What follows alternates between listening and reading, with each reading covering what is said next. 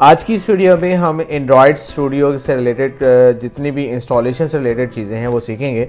मैं आपको डिटेल में बताऊंगा कि एंड्रॉयड स्टूडियो में इंस्टॉलिंग के दौरान कौन से इश्यूज होते हैं और उनका एक्चुअल सोल्यूशन क्या है। तो मैंने कुछ चीज़ें लिस्ट डाउन की हुई हैं यहाँ पर और बाकी मैं ड्यूरिंग द इंस्टॉलेशन आपको साथ साथ बताता रहूँगा। ये 10 चीज़ें आज की इस वीडियो में हम कवर करने वाले हैं, जिसमें हम इंस्टॉल करेंगे JDK जावा डेवलपमेंट किट को, एंड्रॉयड स्टूडियो को इंस्टॉल करेंगे, अपनी कॉन्फ़िगरेशन करेंगे, फिर हम फर्दर जो है वो कुछ मैनुअल चीज़ें भी देखेंगे। अच्छा, अगर आपने अपने PC या लैपटॉप में पहले से एंड्रॉयड स्टूडियो इंस्टॉल किया हुआ है तब भी कोई इशू नहीं है, और अगर आप इसको बिल्कुल स्क्रैच से करने जा रहे हैं तो तब भी आप मेरी वीडियो को फॉलो कर सकते हैं। तो ये दोनों केसेस के लिए आपके लिए ये वीडियो परफेक्ट रहने वाली है। तो चलिए स्टार्ट करते हैं।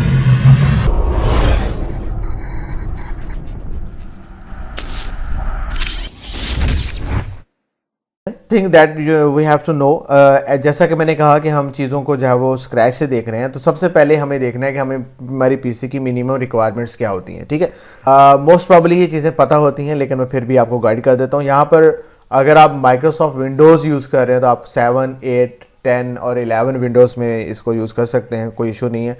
आपकी विंडोज़ 32 बिट हो या 64 बिट हो, आप तब भी कर सकते हैं।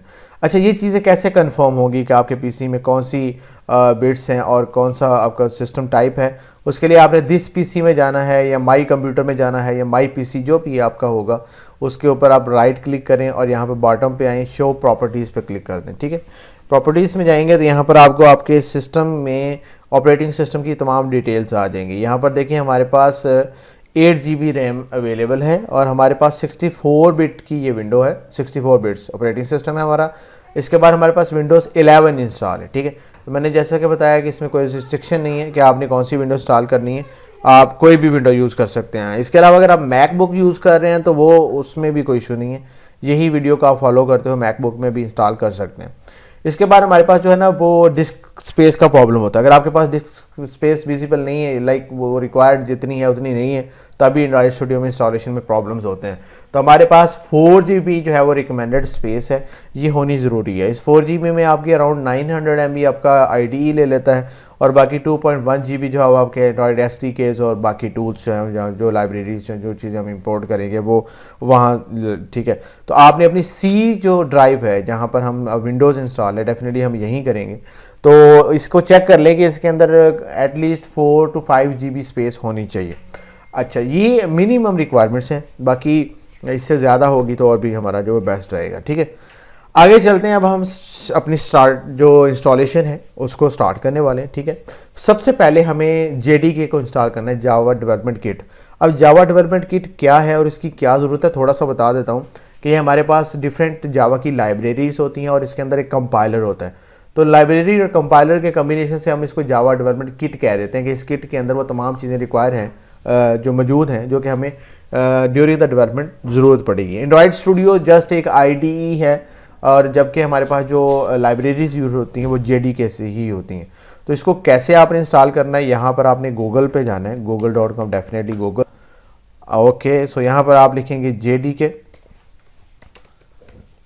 डाउनलोड। ठीक है, तो JDK को आप इसको डाउनलोड करेंगे, यहाँ से जावा डाउनलोड्स में जाएंगे और ये लिंक जो है इस वीडियो के डिस्क्रिप्शन में भी मैं आपको दे दूँगा। ठीक है, अच्छा, उसके बाद हमने यहाँ पर एक चीज़ का ख्याल रखना है कि आप यहाँ पर लिनक्स के लिए कर रहे हैं तो लिनक्स के लिए यहाँ से आप डाउनलोड कर सकते हैं।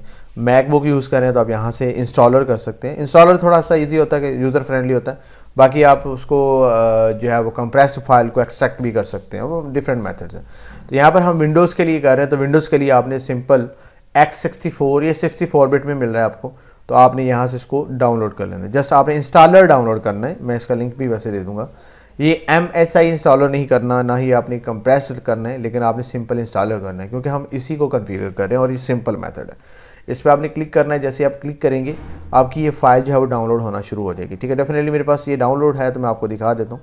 ये हमारे पास फाइल पड़ी हुई है, ये इसको हमने अब इंस्टॉल करना है। ये JDK जावा हमारे पास 17 है, वर्जन कोई भी हो सकता है, तो वर्जन जो है डेफिनेटली वो जिस तरह से चीज़ें अपडेट होती हैं उसके अकॉर्डिंगली होता है। तो इसको ओपन करते हैं और इसको इंस्टॉल करते हैं। ठीक है, तो ये इसका इंस्टॉलर है, सेटअप है, इसको हम देख लेते हैं। यहाँ से हम C ड्राइव में कर रहे हैं, ये इसकी लोकेशन है। ठीक है, और इसको हम यहाँ से इंस्टॉल कर लेते हैं। ठीक है, हमारा जो जावा है वो सक्सेसफुली इंस्टॉल हो चुका है। अब डेफिनेटली जो जो चीज़ें इंस्टॉल हो रही हैं उनको हमने कन्फिगर आउट भी करना है, चेक भी करना है कि वो इंस्टॉल हुआ या नहीं। तो उसके लिए हम जाते हैं अपने यहाँ पे सर्च बार में और यहाँ पर हम लिखते हैं CMD। अगर आपके पास विंडोज 7 है तो उसका यूज़र फेस अलग से होगा, और अगर 10 है तो डेफिनेटली थोड़ा डिफरेंट होगा। मैं 11 यूज़ कर रहा हूँ विंडो, इसलिए आपको ये थोड़ा सा, ये जो आपका सर्च बार है जो आपको यहाँ पे मिल जाएगा, इसको आप देख लीजिएगा। ठीक है, तो यहाँ पे हम अपनी कमांड CMD को ओपन कर लेते हैं और यहाँ पर लिखेंगे, चेक करेंगे कि जावा इंस्टॉल हुआ या नहीं। तो उसके लिए आप लिखेंगे जावा और यहाँ पर डैश वर्जन। ठीक है, उसका वर्जन चेक करेंगे तो यहाँ पर आप देख सकते हैं 17.0.1 मेरे पास जावा जो है वो सक्सेसफुली इंस्टॉल्ड है। ये जावा से रिलेटेड जितनी भी इन्फॉर्मेशन हमें यहाँ पे मिल जाएगी, इसका मतलब है कि हमारा सक्सेसफुली इंस्टॉल हो चुका है। अगर ये बाई चांस आपको यहाँ पर कमांड लाइन में आपको कमांड देने पर ये नहीं मिलता तो उसका क्या हल है? देखिए, मोस्ट प्रॉब्ली ये होता है कि हो जाता है, ऐसा कोई सीन नहीं होता। लेकिन अगर ये नहीं आ रहा तो फिर आपको ना अपने पाथ को आपके इन्वायरमेंटल जो इन्वायरमेंट वेरिएबल है उसके अंदर अपडेट करना होता है। ठीक है, तो विंडोज़ का इन्वायरमेंट जो है उसके लिए आपने सर्च करना है यहाँ पे, और यहाँ पे आपने लिखना है इन्वायरमेंट। ठीक है, एडेड द सिस्टम इन्वायरमेंट भी हो सकता है, तो ये आपने यहाँ से इसको ओपन कर लेना है। ठीक है, और इसके बाद आपने यहाँ पे इन्वायरमेंट वेरिएबल्स में चले जाना है और यहाँ पर आपने अपना पाथ ऐड करना है। मैं ये तब आपने करना है अगर आपका CMD में कंफर्म नहीं होता कि आपका जावा इंस्टॉल है या नहीं है। तो उसका तरीकाकार क्या है, कैसे आपने इसको करना है? आपने यहाँ पर न्यू पाथ में ऐड करना है। ठीक है, पाथ में आपने यहाँ पर न्यू ऐड करना है। सिस्टम वेरिएबल है और ये यूज़र वेरिएबल है, तो आपने सिस्टम वेरिएबल में अपना इसका कोई भी नाम रख लें, लाइक जावा रख लें, और यहाँ पर आपने उसका पाथ देना। पाथ देने का क्या तरीका है? देखिए, पाथ देने के लिए आपको जो है वो सिस्टम, ये यहाँ पे स्टेप्स लिखे हुए हैं। वैसे आपने सिस्टम विंडोज़ सिस्टम 32 ये पाथ आपका ऐड होना चाहिए। इसके बाद ये अलग से पाथ ऐड होना चाहिए, और इसके बाद हमारे पास ये अलग से, ये 3 पाथ हमारे पास ऐड होने चाहिए। अगर आपने जावा का पाथ ऐड करना है वह कैसे करना है मैं आपको प्रैक्टिकली बता देता हूँ, तो चीज़ें कम्प्लेक्स नहीं करेंगे, हम इजी कर देखेंगे इसको। यहाँ से चलते हैं प्रोग्राम फाइल में, यहाँ पर हमारे पास होगा जावा, यहाँ से हमारे पास ये जावा है, इसके अंदर एक फ़ोल्डर होता है बिन। इसका एड्रेस जो है वो हमने यहाँ से, ठीक है, तो आपने अपना एड्रेस यहाँ पे Ctrl+V पेस्ट कर देना और इसको ओके पे क्लिक कर देना। मेरा ऑलरेडी पाथ ऐड है तो मुझे करने की ज़रूरत नहीं है। जैसे ही आप करेंगे तो आपका पाथ यहाँ पर ऐड हो जाएगा जावा का। ठीक है, इस तरह से हम जो है वो अपनी जावा को यहाँ पर यूज़ कर सकते हैं अपने सिस्टम वेरिएबल्स के थ्रू। इसके बाद हमारे पास जो नेक्स्ट स्टेप आता है वो हमने एंड्रॉयड स्टूडियो की इंस्टॉलेशन को देखना है। अब हम एंड्रॉयड स्टूडियो को इंस्टॉल करेंगे, यहाँ से डबल क्लिक करेंगे। डेफिनेटली ये मैंने डाउनलोड किए हुए हैं। अब एंड्रॉयड स्टूडियो कैसे डाउनलोड करना है ये भी बता देता हूँ। आपने यहाँ पे वही गूगल पे जाना है, google.com, और यहाँ पर लिखना है एंड्रॉयड स्टूडियो। यहाँ लिखें एंड्रॉयड स्टूडियो। ठीक है, एंड्रॉयड स्टूडियो में यहाँ पर आपने ये एंड्रॉयड स्टूडियो को ओपन कर लेना है। यहाँ से इनकी ऑफिशियल वेबसाइट है, इसका लिंक भी मैं आपको नीचे डिस्क्रिप्शन में दे रहा हूँ वीडियो में, वहाँ से ले सकते हैं। यहाँ पर लिखा हुआ है Android studio, download Android studio. यहाँ पे वर्जन जो है वो डिफरेंट हो सकता है। ठीक है, आप इसको जो है वो डाउनलोड कर सकते हैं यहाँ से। ठीक है, डाउनलोड करने के बाद आप इसको करेंगे इंस्टॉल के लिए डेफिनेटली हमने इसको डबल क्लिक किया, ओपन किया। यहाँ से आपने नेक्स्ट कर देना है। यहाँ से आपने वर्चुअल डिवाइस को इंस्टॉल नहीं करना। असल में ये हम बाद में भी कर सकते हैं। ठीक है, ये रिकमेंडेड इसलिए नहीं है क्योंकि AVD जो है वो हमारे पास जो एंड्रॉयड वर्चुअल डिवाइस है, इसके लिए आपकी सिस्टम की रैम अच्छी होनी चाहिए, प्रोसेसर अच्छा होना चाहिए। अगर सिस्टम आपका अच्छा नहीं है तो वो अफोर्ड नहीं करेगा इसको, तो इसको हम बाद में सेकंड ऑप्शन के तौर पर देखेंगे। अभी हम नेक्स्ट पे चलते हैं। यहाँ पर आपने पाथ जो है वो नॉर्मली मैं सजेस्ट करता हूँ कि आपका जो ओरिजिनल पाथ है C प्रोग्राम फाइल्स एंड्रॉयड वही रखें, इसको चेंज ना करें। लेकिन अगर आपके पास कोई स्पेस का इशू है तो आप कर भी सकते हैं। ठीक है, यहाँ से नेक्स्ट क्लिक करें और इंस्टॉल कर दें। थोड़ा सा वेट करते हैं और चीज़ों को इंस्टॉल होने देते हैं। ठीक है,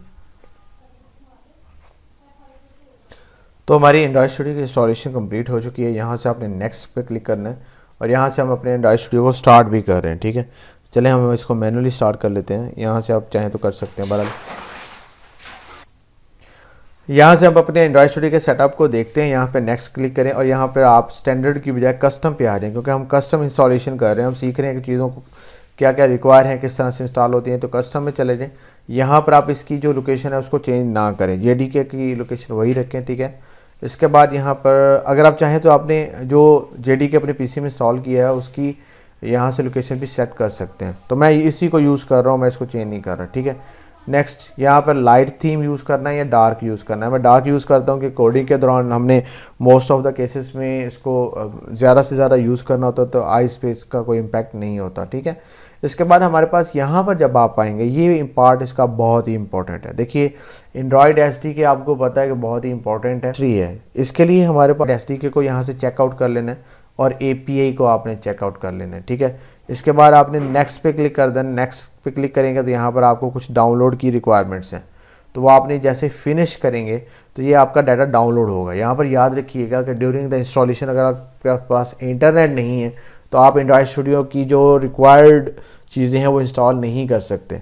तो आई विल सजेस्ट कि ड्यूरिंग द इंस्टॉलेशन आप अपने नेटवर्क को डिस्कनेक्ट ना होने दें और कोशिश करें कि आपके नेटवर्क की स्पीड भी स्टेबल हो, ताकि आपको जो जो चीज़ें रिक्वायर हैं हम साथ साथ डाउनलोड करते जाएं, ठीक है। सो इसको हम अभी फिनिश कर रहे हैं क्योंकि ये इंस्टॉल सक्सेसफुली हो चुका है। आपके पास कुछ इस तरह से स्क्रीन अपीयर हो जाएगी, ठीक है, जब आप इसको ओपन करेंगे। अभी हम अपना न्यू प्रोजेक्ट यहाँ से ओपन करते हैं और यहाँ पर हम कोई भी एक एम्प्टी एक्टिविटी ले लेते हैं। एक्टिविटीज़ क्या होती हैं ये सारी चीज़ें हम डिटेल में डिस्कस करेंगे, लेकिन फिल वक्त हम आपको सिर्फ पहला प्रोग्राम जब वो रन करके दिखाएंगे यहाँ पे, ठीक है। एम्प्टी एक्टिविटी पे क्लिक करें, नेक्स्ट पे क्लिक करें। यहाँ पर कुछ चीज़ें जो है वो आपको थोड़ा बहुत उसका आइडिया होना चाहिए। ये आपका एप्लीकेशन का नेम होता है जो आप जब इंस्टॉल करते हैं अपने मोबाइल में, तो उसका जो नेम वहाँ पे अपीयर होता है वो ये नेम है आपका, जो अभी आप यहाँ पे लिखेंगे। पैकेज नेम क्या होता है? पैकेज नेम आपका जो है APK जिसे हम बोलते हैं, APK फाइल यानी कि आपकी एप्लीकेशन का पैकेज होता है, और ये एक यूनिक पैकेज नेम होता है। यानी कि हर एप्लीकेशन के लिए अगर आप उसको आइडेंटिफाई करना चाहते हैं तो आप उसको एक पैकेज नेम के थ्रू कर सकते हैं। किसी दो एप्लीकेशंस का नेम सेम हो सकता है लेकिन पैकेज सेम नहीं हो सकता। अगर वो पैकेज सेम होगा तो वो एक एंड्रॉयड में इंस्टॉल नहीं हो सकती, ठीक है। इसके बाद हम यहाँ पर लैंग्वेजेस में आ जाते हैं। हम दो तरह की लैंग्वेजेस अभी तक हम यूज़ कर रहे हैं एंड्रॉयड एप्लीकेशन डेवलपमेंट के लिए। एक हमारे पास जावा, दूसरा है कोटलिन। तो हम यहाँ पे जावा को यूज़ करेंगे। यहाँ पे आ जाता है SDK। मैंने बताया कि SDK और APIs के बारे में हम डिस्कस करेंगे फर्दर, लेकिन यहाँ पर आपको मिनिमम SDK या मिनिमम API कौन सी यूज़ कर रहे हैं वो आपको बताना पड़ेगा। इसलिए यहाँ से फिनिश करते हैं और आपका प्रोजेक्ट जो है वो यहाँ पे बिल्ड होगा। जब आपका प्रोजेक्ट बिल्ड हो रहा होगा तो यहाँ पर भी आपको थोड़ा सा टाइम चाहिए, ठीक है।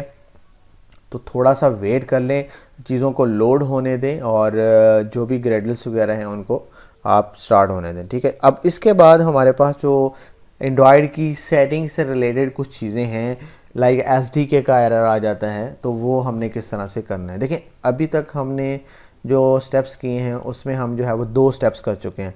The first time Android studio run, इसकी कन्फिग्रेशन हम देख चुके हैं। अब हम आते हैं मैनुअल SDK इंस्टॉलेशन। अच्छा, अगर आपने अपना एंड्रॉयड स्टूडियो पहले से इंस्टॉल किया हुआ था और आपने इस वीडियो को फॉलो नहीं किया तो डेफिनेटली हो सकता है कि आपने SDKs को इंस्टॉल ना किया हो। सबसे पहले हम अपनी फाइल्स में जाते हैं और यहाँ पर हम जाते हैं सेटिंग ऑप्शन में। सेटिंग ऑप्शन के बाद हम यहाँ पर जाते हैं SDK सर्च करेंगे, SDK, ठीक है। तो SDK सर्च करने के बाद यहाँ पर हम एंड्रॉयड SDK के ऑप्शन में आएंगे। यहाँ पर SDK प्लेटफॉर्म्स हैं। अब यहाँ पर डिफरेंट SDKs हैं। मेरे पास जो इंस्टॉल है वो 12 है। जैसे आपका एंड्रॉयड 12 है, 11 है, पाई है, ओरियो है, तो ठीक है, आप जिस तरह से चाहें आप अपनी डिवाइस के अकॉर्डिंगली अपना SDK यूज़ कर सकते हैं। अब लेटेस्ट SDK का मतलब रहता है कि आप ये लेटेस्ट डिवाइसेस को सपोर्ट करेंगे, आपकी फंक्शनैलिटीज़ या प्रोग्राम जितने भी होंगे। बाकी हम इसको डिटेल में देख लेंगे।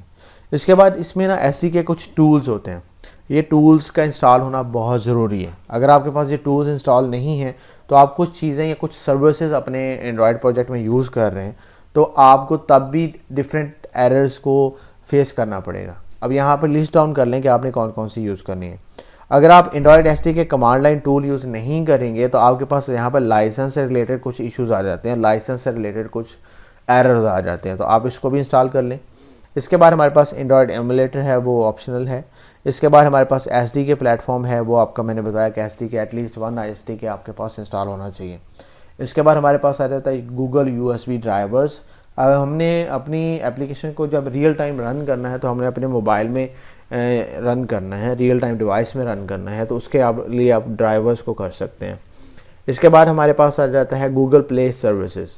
गूगल प्ले सर्विसेज अगर हम अपने डेवलपमेंट के दौरान गूगल प्ले सर्विसेज को में एडमॉब का यूज़ कर रहे हैं या गूगल एनालिटिक्स का यूज़ कर रहे हैं या गूगल का कोई भी प्रोडक्ट अगर हम एंड्रॉयड स्टूडियो में इंपोर्ट कर रहे हैं, तो हमारे पास गूगल प्ले सर्विसेज को भी इंस्टॉल करना पड़ेगा, अदरवाइज़ हम उनको यूज़ नहीं करेंगे। तो यहाँ पर आप जस्ट क्लिक करेंगे, इन चीज़ों को क्लिक करते जाएँ जो मैं लिस्ट डाउन कर रहा हूँ। यहाँ पर एमुलेटर जो है वो एक्सेलरेटर भी आप डाउनलोड कर लें, ठीक है। इससे ये होता है कि आपकी रियल टाइम एक्सेलेरेशन जो है वो भी यहाँ पे शो हो जाती है। तो ये सारी चीज़ें आप सेलेक्ट करने के बाद जब अप्लाई करेंगे तो यहाँ पर आपसे जो है वो आपकी डाउनलोडिंग इंस्टॉल हो जाएगी। जो जो चीज़ें मिस होंगी वो यहाँ से ऑटोमेटिक इंस्टॉल होना शुरू हो जाएंगी, ठीक है। इस आपका इंटरनेट स्ट्रॉन्ग होगा तो डेफिनेटली वो जल्दी से हो जाएंगी। तो हम यहाँ पर थोड़ा वेट करते हैं और चीज़ों को इंस्टॉल होने देते हैं, ठीक है। फाइनली हमारे पास ये SDK से रिलेटेड या SDK टूल से रिलेटेड जितने भी कॉन्फ़िगरेशन थी या जो भी इंस्टॉलेशन रिक्वायर थी वो हम कंप्लीट कर चुके हैं। नेक्स्ट बढ़ते हैं नेक्स्ट हमारे पास होता है टूल्स भी हमने कर लिए और SDK को मैनुअली भी देख लिया कि किस तरह से इंस्टॉल करना है, ठीक है। अच्छा, यहाँ पर ना एक छोटा सा पॉइंट और बताता चलूँ। यहाँ से हम वापस आते हैं अपने SDK से रिलेटेड। यहाँ पर एक अक्सर प्रॉब्लम ये होती है कि हम अपना एंड्रॉयड स्टूडियो का SDK कुछ लोग मैनुअली इंस्टॉल करते हैं और उसमें ये पाथ जो है फिर वो डिफरेंट होगा डेफिनेटली। अगर आप इसको एडिट करें और इसका पाथ जो है वो आप सेलेक्ट कर सकते हैं यहाँ से, ठीक है। मोस्टली ये होता है कि अगर आप मल्टीपल SDKs को यूज़ कर रहे हैं तो उसका साइज़ बहुत बढ़ जाता है, तो हम उसको किसी और डिवाइस में भी इंपोर्ट कर सकते हैं। तो आप अपने SDK का पाथ यहाँ पे मैनुअल भी दे सकते हैं। पाथ मतलब सेलेक्ट करना है। अभी आपको नॉर्मली इसकी ज़रूरत नहीं पड़ती, ऑटो सेलेक्ट हो जाता है जैसा कि मैंने बताया, लेकिन अगर आप चाहें तो इसको कर सकते हैं बहरहाल, ठीक है। आगे चलते हैं जी। अभी हम चलते हैं अपने प्रॉक्सी से रिलेटेड कुछ इश्यूज़ होते हैं, लाइक मैं दिखा देता हूँ। HTTP प्रॉक्सी इश्यूज़ आ जाते हैं हमारे पास यहाँ पर, ठीक है।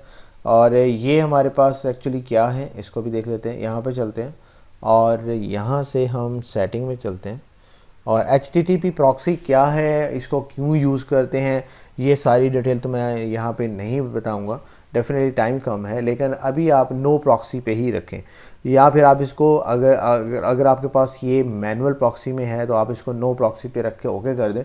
आपका जो भी इशू प्रॉक्सी से रिलेटेड होगा वो रिजॉल्व हो जाएगा, ठीक है। आगे चलते हैं जी। नेक्स्ट हमारे पास है कि SDK विजन जो है वो किस तरह से यूज़ होता है, लेआउट डिज़ाइन शो नहीं हो रहा, ये कुछ चीज़ें हैं जो कि अभी हम देख लेते हैं, ठीक है। अच्छा, अब आपने अपनी डिवाइस को अपने लैपटॉप या कंप्यूटर के साथ कनेक्ट करना है। जब आप अपने डिवाइस को प्लग इन करेंगे अपने PC में तो वहाँ पर आपको एक नोटिफिकेशन शो होगा, जैसा कि आपको स्क्रीन पे नज़र आ रहा है। आपने इसको अलाउ कर देना है। अगर आप इसको अलाउ नहीं करेंगे तो आप अपनी डिवाइस को यहाँ यूज़ नहीं कर सकते। ऑप्शन में मिल जाएगा, आप वहाँ से देख सकते हैं। अभी आप देख सकते हैं मेरा वीवो का जो डिवाइस है 1727 वो 23 यहाँ पर जो है वो आपको अपीयर हो चुकी है, ठीक है। अगर इस पर मैं अभी रन पे क्लिक करूँगा, रन ऐप पे, तो ये वाली एप्लीकेशन जो है वो रन हो जाएगी। अच्छा, इसमें थोड़ा सा ये है कि ये आपका बैकएंड जावा पे है, जितने भी हम चीज़ों को हैंडल करेंगे, और फ्रंट एंड में हमारे पास ये लेआउट्स हैं XML में हैं। तो ये लेआउट को हम ओपन करते हैं। यहाँ से आप जो है वो रिसोर्सेज में जाएंगे और लेआउट पे क्लिक कर देंगे, ठीक है। अब ये लेआउट वही लेआउट है। यहाँ पर आप चाहें तो अकेला कोड यहाँ से कोड कर सकते हैं और यहाँ पे स्प्लिट कर सकते हैं कि आपका कोड भी होगा, लेआउट भी होगा। अकेले लेआउट को भी आप ड्रैग एंड ड्रॉप से भी चीज़ों को डिज़ाइन आउट कर सकते हैं, ठीक है। मैं ड्रैग एंड ड्रॉप को सजेस्ट नहीं करता, मैं कहता हूँ आप जो है उसको प्रोग्रामिंग के लिए ही देखें। तो यहाँ पर देखें, यहाँ पर लिखा हुआ हेलो वर्ल्ड। तो ये हेलो वर्ल्ड सिंपल एक एप्लीकेशन है। जैसा को आपको पता है कि जो भी प्रोग्रामिंग लैंग्वेज, किसी भी प्रोग्रामिंग लैंग्वेज में हम जाते हैं या कोई भी चीज़ सीखते हैं तो हेलो वर्ल्ड का जो है वो हम देखते हैं, उसको टेस्ट करते हैं। तो यहाँ से कोड में जाएँ तो ये हमारे पास एक विजेट है जो कि टेक्स्ट व्यू है, जो कि एक लेआउट के अंदर पड़ा हुआ है, और इसको हम रन कर रहे हैं, ठीक है। अच्छा, जब तक हमारी एप्लीकेशन ग्रेडल हो रही है, बिल्ड हो रही है और कंपाइल हो रही है, हम थोड़ी सी और चीज़ें देख लेते हैं। यहाँ पर अगर आप build.gradle में आएंगे, सॉरी, ठीक है, मॉड्यूल पे, तो यहाँ पर आपको SDK का विजन मिल जाता है। ये SDK है आपका 31, टारगेट है SDK 31 SDK तक आपका ये जो प्रोजेक्ट है वो सपोर्ट करेगा। आपकी डिवाइसेस को सपोर्ट करेगा, ठीक है। अच्छा, अगर आप SDK यहाँ पर कर देते हैं 30, 27, 60, तो उसके अकॉर्डिंगली फिर आपको SDK इंस्टॉल करना पड़ेगा। अच्छा, अगर आपने कोई प्रोजेक्ट उठाया पहले जो आपने किसी डेवलप किया होगा कभी, या आपको कोई दोस्त कहता है कि आप ये मेरा वाला प्रोजेक्ट टेस्ट करो, ये मैंने 1 साल पहले डेवलप किया था, उस केस में आपके पास SDK यहाँ पर जो होगा, डेफिनेटली उस टाइम 31 तो नहीं होगा ना, कोई और भी हो सकता है। तो वो अगर आपके पास इंस्टॉल नहीं है तो फिर आपको वो SDK इंस्टॉल करना पड़ेगा। जैसे मैंने आपको बताया था कि डिफरेंट SDKs होते हैं। तो चीज़ों को बहुत ज़्यादा कम्प्लेक्स ना करें, जैसे ही आप इसको यूज़ करेंगे आप इसके साथ फ्रेंडली होते जाएंगे। ये डिपेंडेंसीज होती हैं, जितनी लाइब्रेरीज इंपोर्ट करते हैं हम उनको पहले यहाँ पे इसकी इम्प्लीमेंटेशन करते हैं, यहीं से वो इंपोर्ट होती हैं। जब हम यहाँ पे इंपोर्ट करने के बाद उसको रीग्रेडल करते हैं तो वो सारी की सारी चीज़ें यहाँ पे इंपोर्ट हो जाती हैं। हमारी एप्लीकेशन सक्सेसफुली रन हो चुकी है, ठीक है। अभी मैं आपको दिखा देता हूँ, ये मेरे मोबाइल, तो यहाँ पर आप देख सकते हैं कि मेरे मोबाइल में मेन एक्टिविटी ओपन है। चूँकि मेरे मोबाइल में है तो मोबाइल की स्क्रीन मुझे यहाँ पे शेयर करनी पड़ेगी, तो अभी मैं वो शेयर नहीं कर रहा हूँ। इसका मतलब सक्सेसफुली मेरी एप्लीकेशन रन हो गई है और मेन एक्टिविटी मैंने ओपन की हुई है। जितना CPU रैम ले रहा है वो भी आपके साथ मैंने शेयर किया हुआ है। So guys, it's all about from my side. Hope so कि आज की इस वीडियो में आपने कुछ ना कुछ सीखा होगा। अगर आपको स्टिल कोई भी किसी किस्म का एंड्रॉयड का इशू आ रहा है, आप मुझे नीचे कमेंट कर सकते हैं वीडियो में, और आप हमें सपोर्ट कर सकते हैं हमारे चैनल को सब्सक्राइब करके। इसी तरह आप हमारी वेबसाइट capracode.com भी विज़िट कर सकते हैं। आपके कीमती वक्त का बहुत शुक्रिया। अपने होस्ट मोहम्मद ज़ुबैर को नेक्स्ट वीडियो तक के लिए दीजिए इजाज़त। अपना बहुत सारा ख्याल रखिएगा। अल्लाह हाफिज़। सानू नहीं लगते चंगे जिन्हां दे पुठे पंगे, दो ही तां चीज़ां सानू यार